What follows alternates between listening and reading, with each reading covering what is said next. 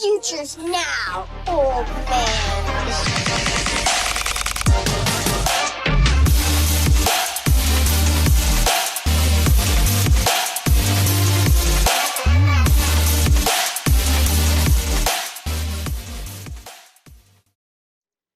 What a do, bugaboo, back for episode 2 of the Future First podcast. Welcome in, everybody, where we are helping you win the day with a future first mindset. I am here with my co host, Jason's Black Polo, the Toeclan 1 champion, Jose. How you doing, man? How's it going, Jmac? I'm good. How you been? How was your 4th of July? Oh, man, 4th of July was good. We didn't do too much around here. We were getting our house ready for our remodel, I think I told you about. So we were doing trips to Lowe's, cleaning up, getting ready for the contractor to come in. But yeah, man, I mean, we spent some time at the pool. We had some a barbecue. We haven't done any fireworks. My son is too little to stay up that late right now, I guess, is part of what my wife is thinking. So I haven't seen Gotcha. fireworks in a long time, and I'm kind of excited to get back into it and share that with them when we get there. What about you, man? Yeah, we have a local fireworks show that's right down the street from us, and we usually kind of can see it pretty much from home, like right outside. You just go outside into the street and we can see it. So that's always been pretty cool. My youngest, he was a little touch and go. He's almost 2 years old, so he liked it at first, and then it was kind of a little too much. But he had a little noise canceling headphones, so he was good with that. Yeah, nothing crazy around here. No Najee Harris, Jason Pierre-Paul stories type of things. But yeah, man, I mean it was cool. Same thing, just pretty low key, pretty relaxed.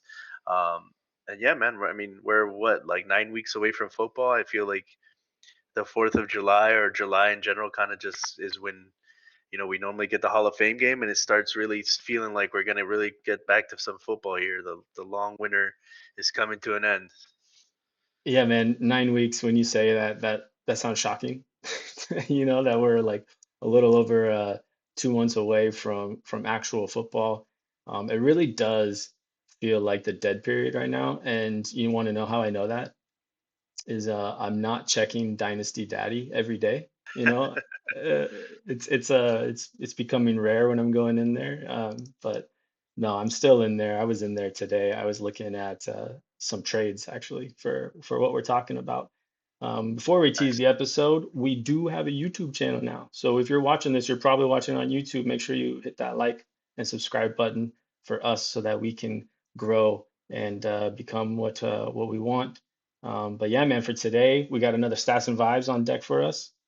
We're going to be talking about some running backs there. And then we have our Thirsty for Theory segment that we're going to introduce here and talk a little bit of Dynasty Theory. Coming in here with what to do with some questionable wide receivers or people that have uh, questions about these wide receivers. Uh, but yeah, man, first, let's jump into a quick hit here. So we're going to talk about the Toeclan. We've been saying a lot about it, and we wanted just to kind of dive into it a little bit more. So, yeah, Jose, why don't you lead us off here and give us your thoughts on what it is and how you think about it. Yeah, man. So it's what we're going into season 3 this year. It's a dynasty best ball transactional league. So pretty much that you got all the parts there. It's super flex, 12 teams. You got 3 wide receivers start, 2 flex, 2 running back, and a tight end. Slight tight end premium with a point 0.5 tight end premium. So nothing too crazy, but yeah, man, it's spawned from. I mean, if we're in the fantasy space, the fantasy footballers are, pretty much the biggest show in town. They've done it and do it the best, in my opinion, even if they're not, the most intricate stats based, but they do also do a lot of stats. Is found. It came from their Discord, right? A bunch of degenerates in the middle of May, 3 seasons ago, were deep in there messaging all the time. Somebody decided to put a league together.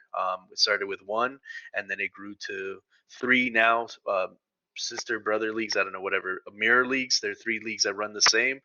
In the first edition, you came in right recently last season as into Toeclan 2 to replace of some a member that had dropped out. And yeah, man, I was able to win it last season, the second year. That was great. I learned a lot, definitely about the dynasty, but also the best ball aspect in a dynasty league, and as kind of deep rosters as we have, and what that means for roster construction. How about you? How have you felt now that you're getting more into the thick of your second season coming around? Yeah, yeah, no, I was the first non-original member, so I'll wear that as a badge of honor, I think. So I came in season two, so the beginning of the 2024 season, and I had a pretty good team. It was very wide receiver heavy, and I think I had guys like Justin Jefferson, Tyreek Hill, Mike Evans, um, and a couple other guys that were, out of the 2023 season were studs. Um, and I kind of took it and turned it into a roster that I was proud of. That I mean, I was weak at running back. I think I had Brock Purdy and not much else behind him. So I mean, I kind of took it and ran with it, and it was a lot of fun. It was my first Dynasty League, which is weird though because I've been listening to Dynasty content for longer than I've been in a Dynasty League. Kind of a weird admission there, but I mean, I think I was waiting to get into a league where I felt good about getting into it. One that I knew was good with good people and would last. And even though I knew that I wanted to be in one and I didn't have one yet, I was still doing all the research and stuff. So that was a lot of fun. And then getting in, I still remember the day when Wally sent me the invite into the league and Wookie too. And that was a big day. I think it was like right around December. I think it was right after the season one playoffs had happened. And they were like, "Hey, we got an open spot." So I jumped in, and honestly, that's kind of my favorite part about it is just the community feel. And I've made a lot of friends through it. I mean, I've made a lot of bonds, and we have that our own Discord channel where we're really just messing around. But I mean, just to share that space with like-minded people, and then have those three parallel leagues where we can kind of share that settings and have all those drafts run in parallel. We're always like keeping tabs on each other. And then yeah, and then 2024 they we expanded, right, and got that third Toeclan league. So they had their startup Toeclan 3 last year, and I think Push the Pigskin won them. And then this last year we had the Paul Rudd Touch or McGrumble win Toeclan 2. So those are the three champions. You got Jose here, McGrumble, and Push the Pigskin, reigning champs for the 2024 season.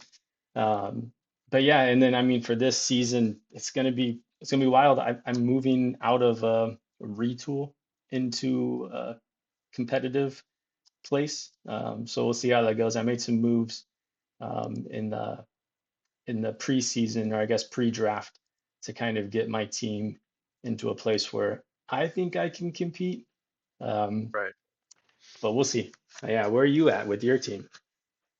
Yeah, I mean, I'm fully in. I pretty much have like didn't have a single pick this whole draft. I don't have a single pick next year.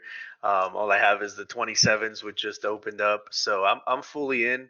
It was something I mean, I usually play Dynasty, kind of that, balls to the wall type of mentality. I don't want to rebuild unless I have to. I mean, obviously things can happen in startups or, players getting hurt. But since the beginning, I've been kind of in the first year. I didn't really realize, which is what I said, the best ball aspect and kind of how much more that plays into. I mean, I had probably if it was just like a normal dynasty set your lineup league, probably one of the best rosters. I think I ended up with AJ Brown, Amon-Ra St. Brown, CeeDee Lamb, and just like a very very good starting roster. But it was all that I had. I had no depth, and so now I've realized that you really need about 5 to 6 available players that can jump in either on the running back or wide receiver, especially at wide receiver where we start at three.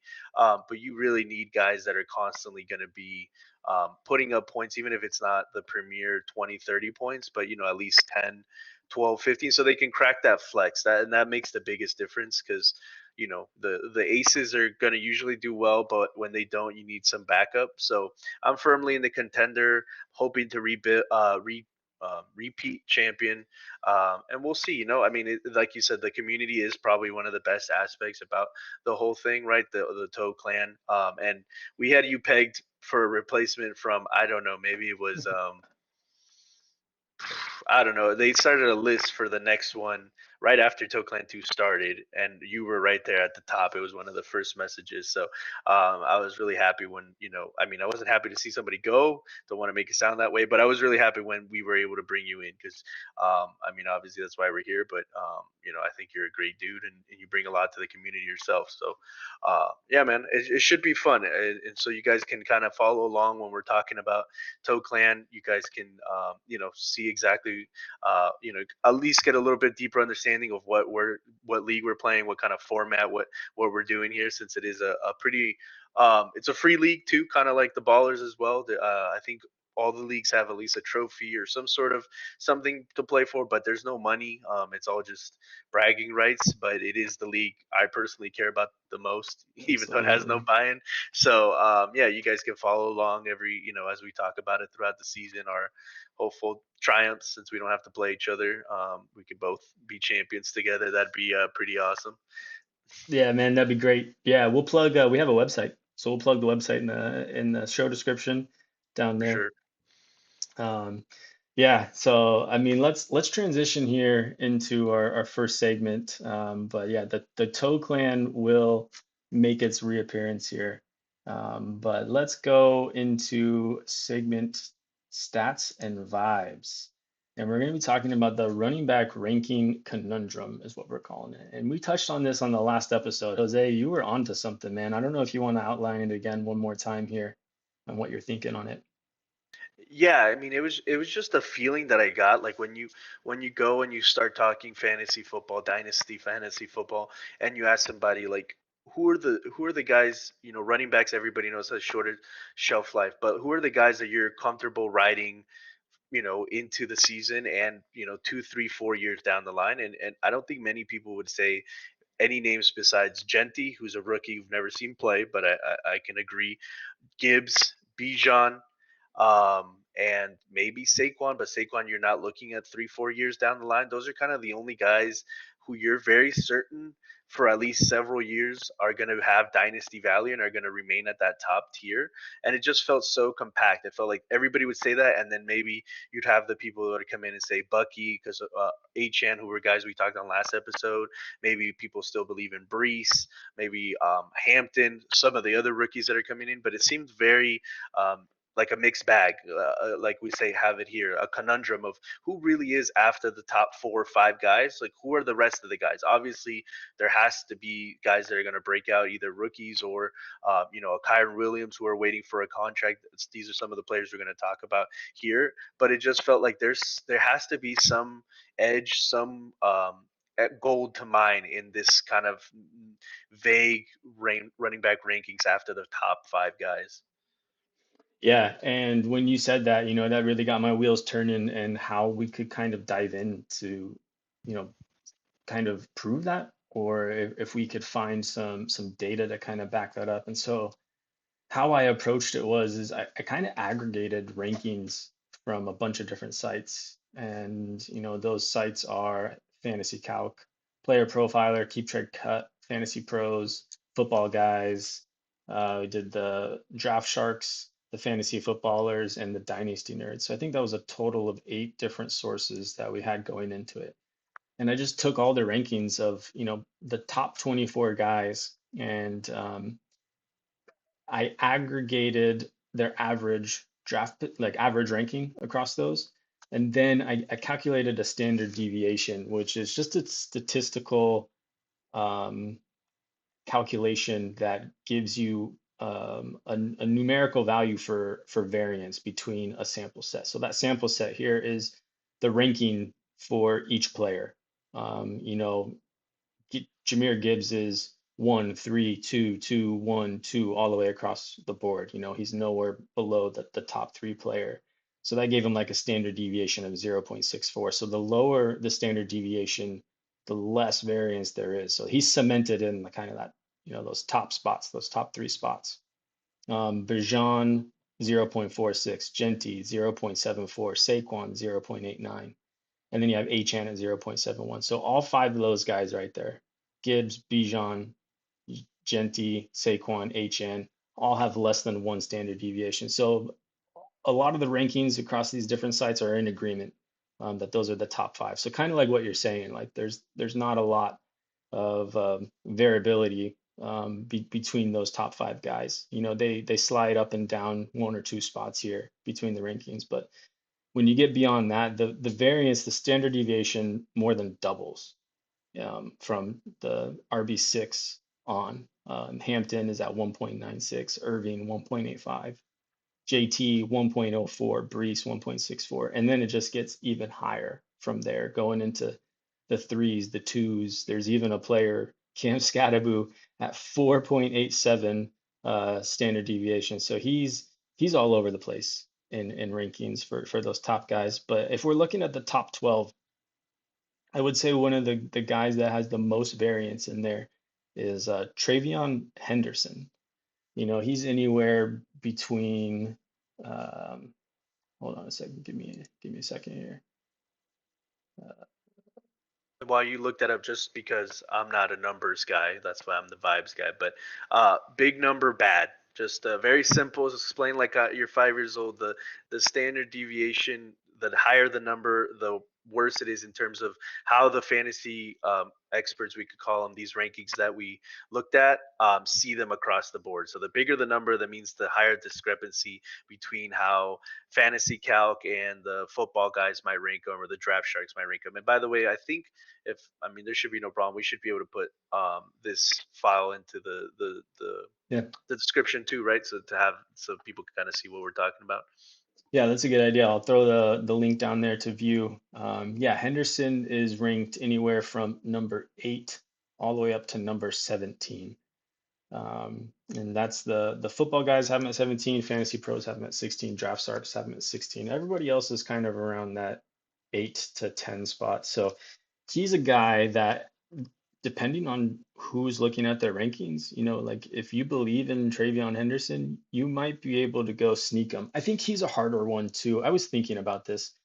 The rookies and the old vets are the guys that have the higher variance.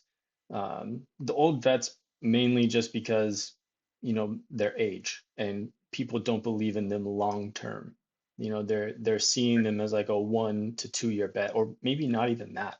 You know, like I think some people are just out on CMC altogether. They've pretty much discarded him already, which I don't think is right. I mean, I get having him lower in the rankings as far as dynasty rankings go, but um, some people have him at like number 19, dynasty running back 19, and that just feels really low to me. You're never going to get him in a startup at if you have him ranked there. So, and going back to the young guys, those rookies, it's going to be really hard to mine value from them because they were just drafted to a team, and the person that drafted them probably believes in them. So it's going to be hard to mine that value from those young guys, I think, unless you're trading out, you know, one of these old vets that maybe you don't believe in.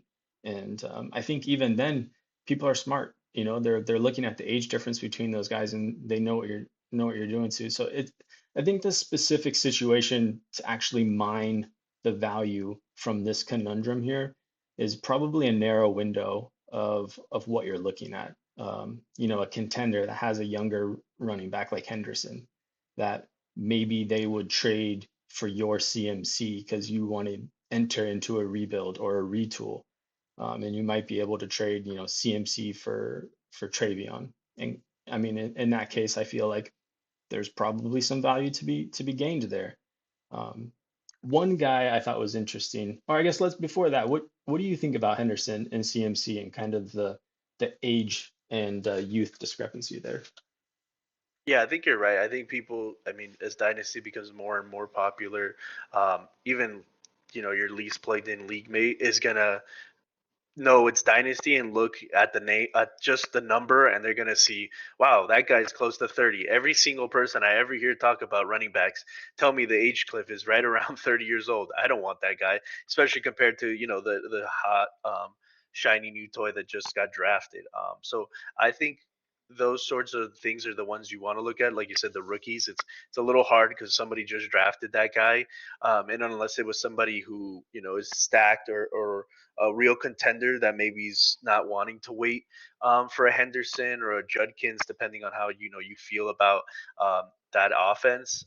That could be a place, like you said, to mine some value. I think also with a guy like Jonathan Taylor, who's not quite as old as as some of these other guys like a CMC. He's not young either, but you just people just seem to forget about Jonathan Taylor, and I think I mean, if you made it through, he won you championship last year, right? Like his performance down the stretch, and I don't know if the offense, by all regards, should be better. So I think he's another name, along with kind of like the rookies and Hendo specifically, that you could maybe go look. Maybe he's stuck on a team that's not competing anymore, or somebody's just they didn't have him, especially if they weren't a playoff team.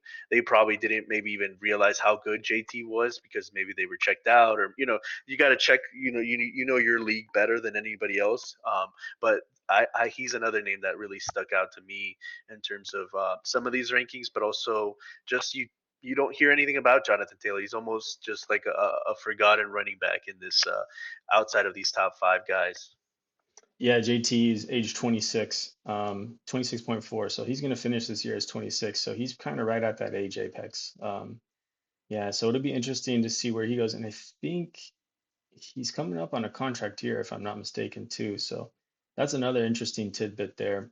Um, so yeah, man, I guess I gave the stats on this. What's your vibes on all this? I know we kind of talked about how there's no real clear consensus but outside of those top guys, but I don't know. Is you got anything else for us? Yeah, just a little quick comparison. To me, it feels like you're kind of going on a speed dating round with some of these guys, right? Like you're trying to figure out who's the match, and you're trying to do it quickly before that door slams. Like you said, it's a narrow window to try to make a trade, whether it's the young Instagram model and Hendo, like you said, right? JT to me feels like the single mom, true. They you know where they're coming from. They want something serious. They're probably out of most of these players, even like Achan or Bucky, they're more proven in the NFL, right? We've seen what JT can do. He can finish as a top running back. So to me, it's kind of just one of those like speed dating. You're going through fast. You got to match, and you got to see who are you going to bet on, right? You don't have a ton of information, especially for rookies, right? We have all the college tape, but we see it year in year out the hype for a player, and then it doesn't materialize the way we like. So I think there's a short window, especially as we get closer and closer to training camps and some of these things. Like all of a sudden we think Henderson is in this timeshare, or we think Judkins is this, and then all of a sudden the training camp news comes out and Henderson's running with the ones all day long. He's not coming off the field.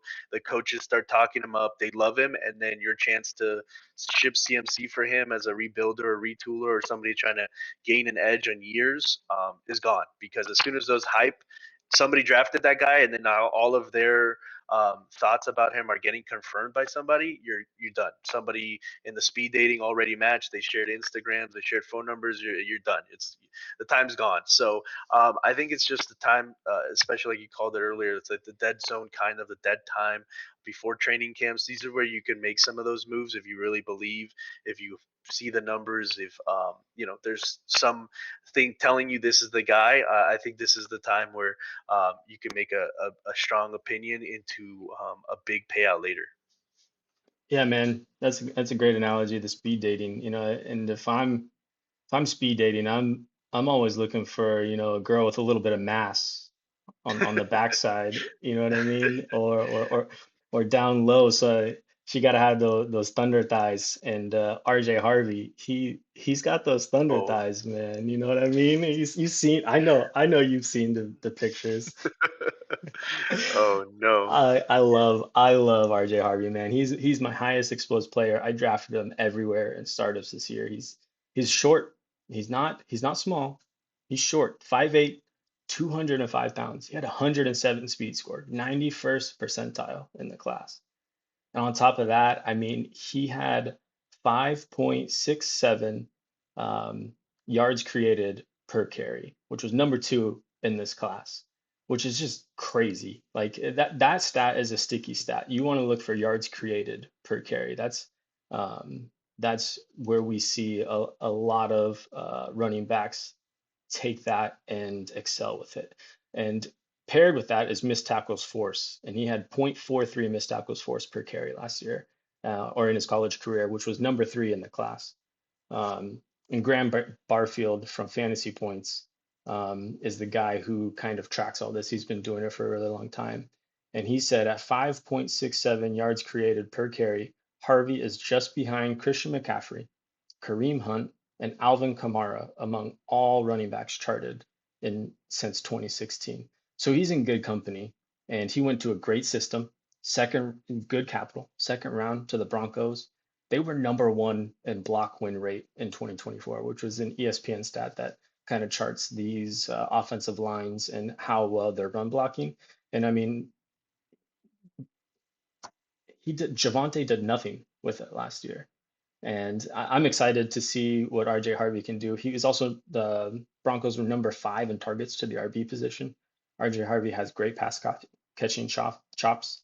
And it's an ascending offense in a good division. And that means that they're going to score points, and that equals fantasy points. And I don't really care about his age.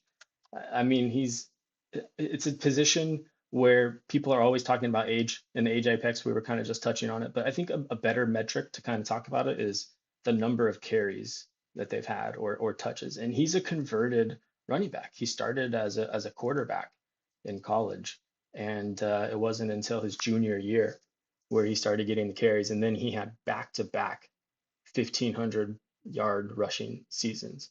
So I think I think he's going to be phenomenal. He's going to be sharing the backfield with J.K. Dobbins, which is, I don't know. To me, like that is a little bit concerning. That definitely curbed my enthusiasm for his breakout in year one, because J.K. Dobbins is no slouch. He doesn't stay healthy. So I mean that's one thing that we're looking for. But yeah, man, the RJ Harvey is just going to be the the go-to for me. I can't get enough.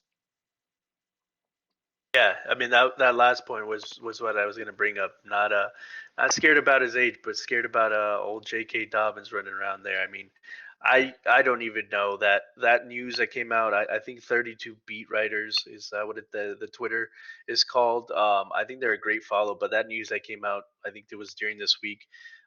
J.K. Dobbins is a starter. R.J. Harvey's going to get a lot of snaps, and who's the other guy? Estime Jaleel or McLaughlin. Jaleel McLaughlin is the guy that Sean Payne trusts more. I don't even know what any of that. That seemed like the most random thing. Like it was so. I think at the end of the day, Dobbins might be a little bit of an inconvenience, kind of like Najee Harris is going to be to Omar Hampton over there in LA.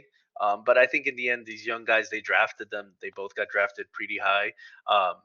They're going to be the guys that the coaching staff wants, right? They drafted them. It doesn't make sense to not use them, as we always see. Kind of, it's a second half of the season. After the bye week, you see these rookies really start to come on. Um, I wouldn't be too worried about J.K. Dobbins. I mean, maybe it's more of a timeshare than people want. Like you said, it hurts his breakout a bit, but I'd be perfectly fine rolling in to the season with him on my team. One guy that I wanted to mention that I did bring up earlier, he was a punt returner last season. Turned top five running back, Kyron Williams. Now they went out and they drafted another guy that Sean McVay apparently loves. That's going to take him off the field. I just the biggest thing, and I understand, and it is a big worry, is the contract. I understand that if he doesn't get another contract, then it could be disastrous. But I don't think for this season. I think he's under contract this season. If the thing is to not get him a renewed contract, it's going to be ride him till the wheels fall off, and then send Kyron Williams off into the sunset, kind of like McVay did with Todd Gurley. But I think um, if you're in that window where you need to win now, I know Kyron would be, you know, championships are forever, and then you worry about it later. That's my mentality. Uh, so Kyron would definitely be a guy that I'd be targeting. I think a lot of people are spooked by all the talk about this guy they drafted. They're spooked about Blake Corum, who was there last year. They're spooked about the contracts. I think Kyron could definitely be a guy that you could go out there and get and make that gamble that either he gets the contract or he just has that insane workload continues. And he's been good with it. I mean, it's not a situation where he's been ineffective. He's shown that he's a great player. So to me, he's another guy that I would be willing to make the bet on and to go out and acquire. But yeah, man, I think that's we're pretty good on the running back segment. You want to move on to some wide receiver twos?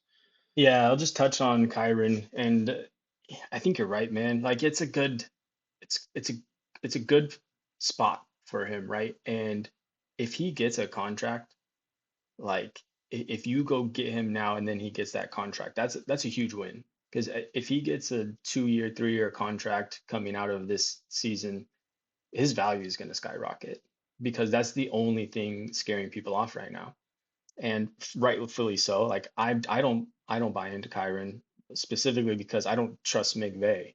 When he's done with the guy, he's done with the guy, and it's over. I mean, we've seen it time and time again. Look at Cooper Cup and what he did for that team over the last 5 years, and then they just were done with him.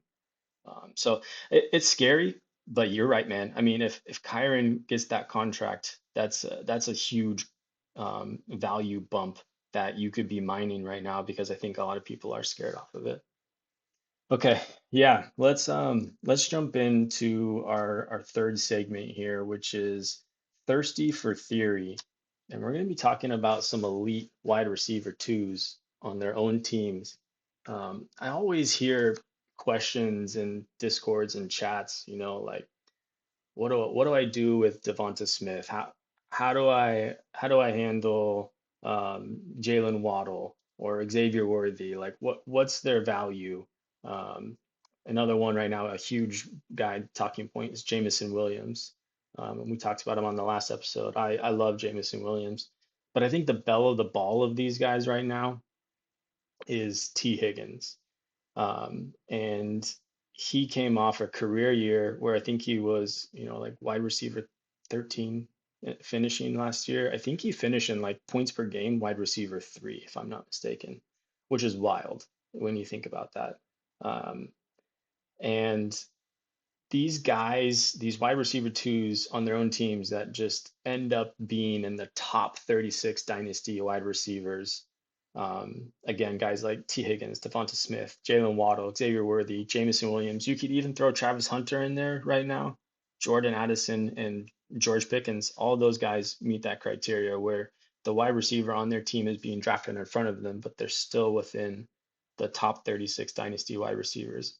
And from season to season, their values are going to fluctuate because they're going to be highly dependent on what they did last year. Our community has a recency bias, and there's usually coming out of a year, one of these guys is the dude. Like 2023, coming out of 2023, Devonta Smith, he was the dude. I think that year, Dallas Goedert spent some time injured, and I want to say AJ Brown even missed a couple games. And we know how that pass offense works. It's very concentrated, and Devonta Smith benefited from that. In 2023, his fantasy calc value was around 4,000. And if you look at his value right now, it's dropped 1,000. It's at 3,000. And he didn't even have a bad season last year. He finished like wide receiver 17, 18, something like that. But he wasn't the dude. So his value dropped a little bit. But this year, T. Higgins, his value right now is 3,600 if you look at it on Fantasy Calc, but it's all off season. It's been hovering around that 4,000. So it's kind of just going up and down in the off season. But last year, his value was at 3,000. So y to me, all these guys are similar bets. All of these wide receiver twos on their teams, it's just going to be dependent on, how the narrative or the NFL story plays out for that season, um, and who they go to. Um, but I think what you can do with these guys when they come off a hot season, what I would be trying to do first and foremost is tier up off these guys. Get Package them in a first and get into the next tier players. And I was looking at part of the reason I was on Dynasty Daddy today was I was looking at trades for T and what was happening.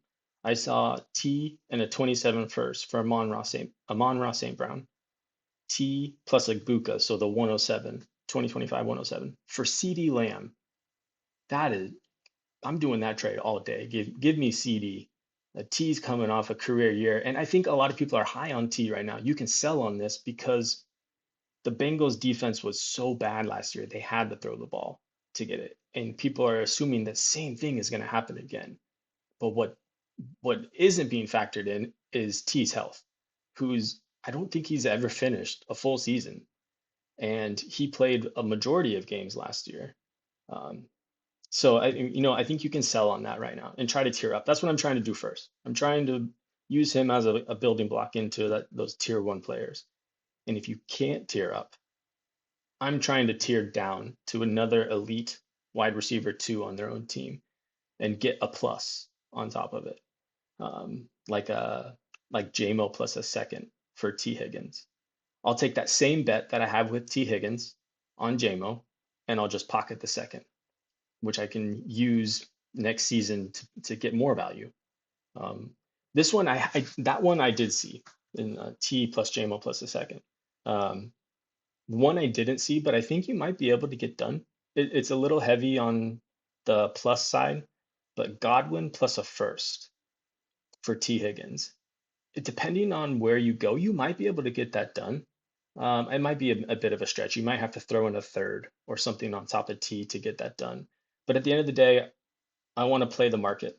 I'm going to know that their values will fluctuate, and I'm going to capitalize while I can while they're hot on value, and I'm going to get that same tier player to get the same bet again next year and just pocket a little bit of value on top of it. So I don't know, man. What do you think about all that? You got any ideas or thoughts on how to handle these guys?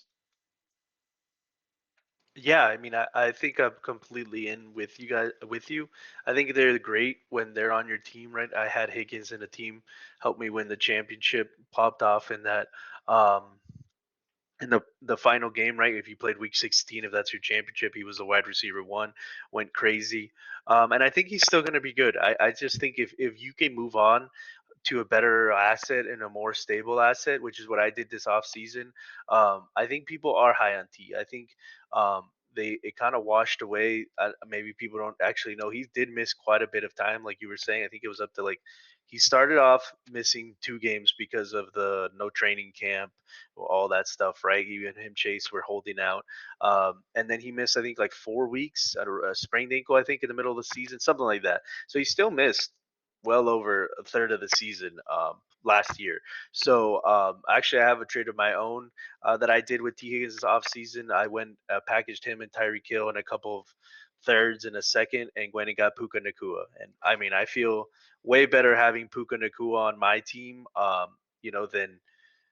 than a guy like Higgins and Tyreek Hill. I mean, together they're probably going to outscore Puka, but in the long term, just looking at it with whatever going on with Hill, who knows if he finishes as a Dolphin, all this stuff, it just felt way more secure to have an asset like Puka Nakua than a guys like Higgins and Tyreek Hill. So I think, and the guy told me, he was like, some guys, they kind of had the reaction you did in the chat, and they were like, oh, like, but he was firm. He thought Higgins' youth and his ability in that Bengals offense. There's a lot of belief in that Bengals offense, and I mean, for good reason.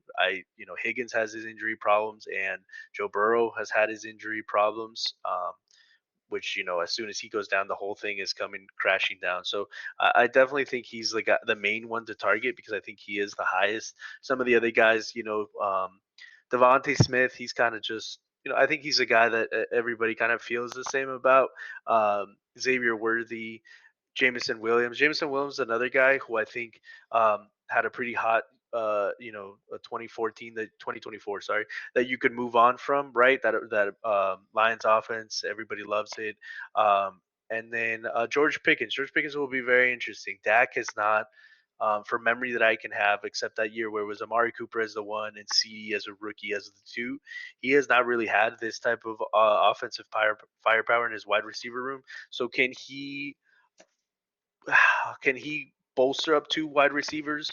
CD still being the top end, and a wide receiver to a top 15 for George Pickens. I'm not super in on that.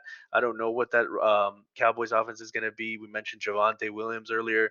He's looking like their lead running back. The offensive line still has a lot of questions. So in Dallas, particularly, if there was a guy I was gonna make a bet on, it probably would be Higgins, even though I'm telling you to sell him. But if you had to make a bet on one of these guys, I think it'd be Higgins, and I think the other one would be Jameson Williams, and then a slight, third, who is probably the cheapest. So maybe it might be the one that makes more sense. And we've talked about him again. Not, this isn't Jalen Waddle Future First podcast, but he is a guy that he comes up. He seems quite undervalued, and he'd be that type of guy that, like, if you have a T Higgins and if you think him and Waddle are relatively, the same in terms of, like, in the same tier bucket, if you can go and get a first, right? Like Waddle and a first or Waddle and a second, like that's those type of things that you were saying to do.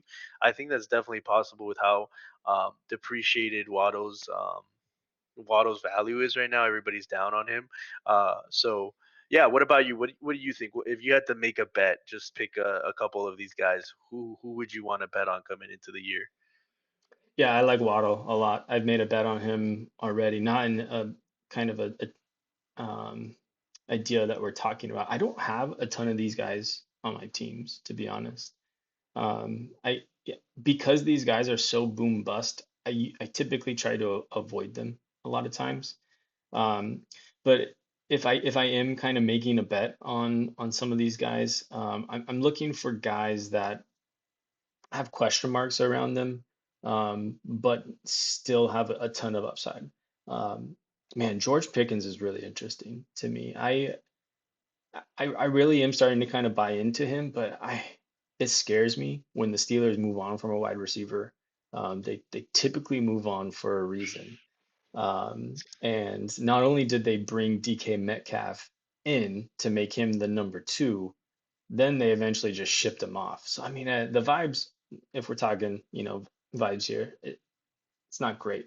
But I do think George Pickens is that type of guy that is just, the diva. And if he doesn't see a path for him to produce in a starlight or spotlight, he's gonna throw a stink about it. So I think Dak in that offense, without that strong of a run game this year, has a lot of potential for pass fireworks here. Um, and I'm curious to see how that'll play out. So George Pickens is someone I would be interested in, but I'm not. I don't know that he'd be my first. I really do like Jalen Waddle. I think Xavier Worthy is another really interesting one. How he finished last year was really great, but I mean, there's a lot of question marks there. Does he maintain that role? Rashee Rice is going to come back healthy, and then Hollywood Brown is also going to be healthy. So there's a two target competitions there, and then they drafted another guy, Jalen Royals, I think. I don't think he's a concern, but if and then Isaiah Pacheco. I mean, but before he left, they were just running the ball and getting it. So I- if if the Chiefs go back to a high flying pass offense, I think Xavier Worthy could have a Jamison Williams type year, like in 2024, where he just kind of feasts on the outside and these big play getting opens and Patrick Mahomes finding him open down there. Yeah, and then some of these guys are just kind of hard. Like Travis Hunter, even though he fits this, he's not really approachable right now because of all the hype around him. Um, And Jordan Addison is just I I think he's a guy that I would try to tear off of into one of these other players. Um, and I like him as a talent, but last year, like it, points per game was really buoyed by a couple big games. I think he had like two games, like 30 plus points or something like that, if I remember correctly. So he's not a guy that I think is going to win through volume. And then also with JJ McCarthy and how I see him operating in that offense, one of the knocks on him is how strong his arm is. And I think that Jordan Addison wants to win downfield, getting open. So I think I think that offense is going to run through TJ Hawkinson and JJ Jefferson. Um, so Jordan Addison is kind of someone that I would like to kind of back off of. I called him JJ Jefferson, didn't I? Yeah, I was about to say the triple J. The triple J. uh, no, I completely agree. I mean, if you look at Addison, he's a guy that, like, everybody talks about um, touchdowns are not a sticky stat. That's one of the least, good things you can predict. He had 8 touchdowns last year, and almost half of them came in one game where he had 3 touchdowns.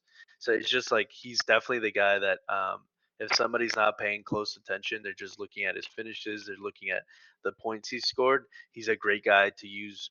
He's the type of guy I'd love to have when I'm trying to get a Jamar Chase, a CeeDee Lamb, a Justin Jefferson, because he's the guy that somebody sees in a trade offer.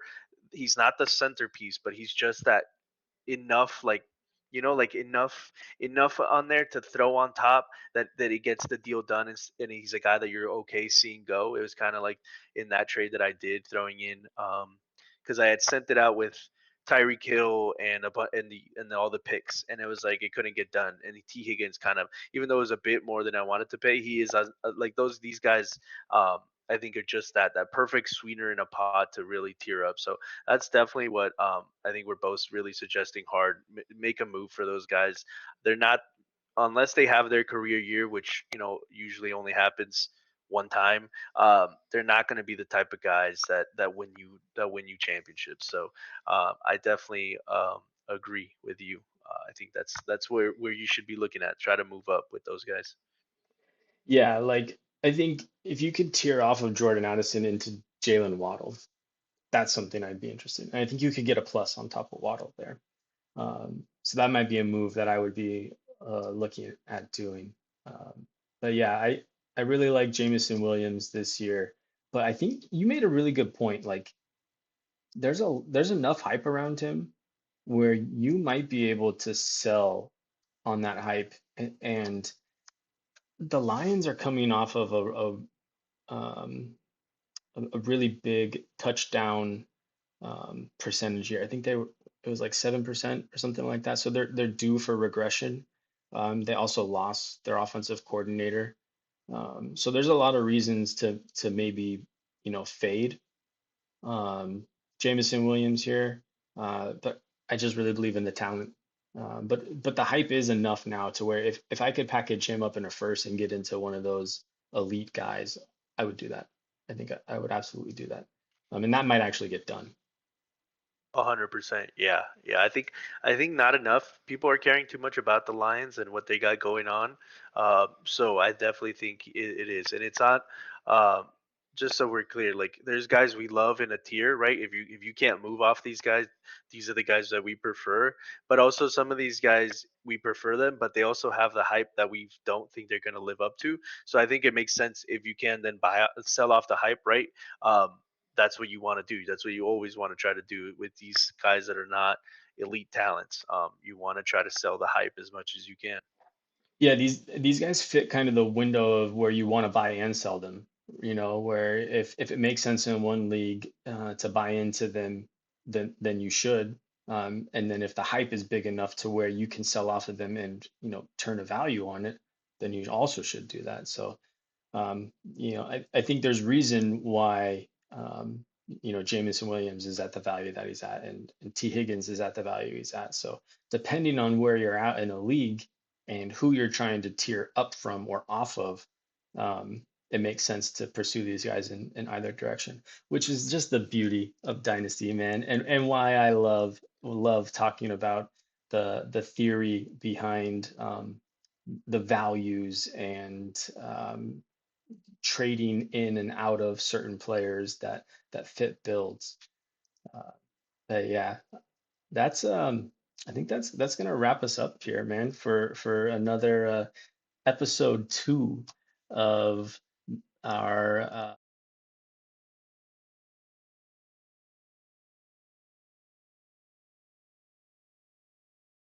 No, man, as always, it's always a great time talking with you, chit chatting about this. Like you said, it is what makes Dynasty great because you can play so many different ways and you can take edges lots of different ways. Like a Jameson Williams in one league is worth a lot, and in the other one, he's cheap. And you can just, use your knowledge and what we kind of share with you guys here to make those things. Make those trades happen and make that benefit and increase the value on your roster. Apart from that, like always, if you guys can like, subscribe, leave a comment, tell your grandma about it. I'm sure she'll love to hear. That would be great. But apart from that, no, it was a pleasure. Episode 2 in the books, and we'll see you guys soon with another episode.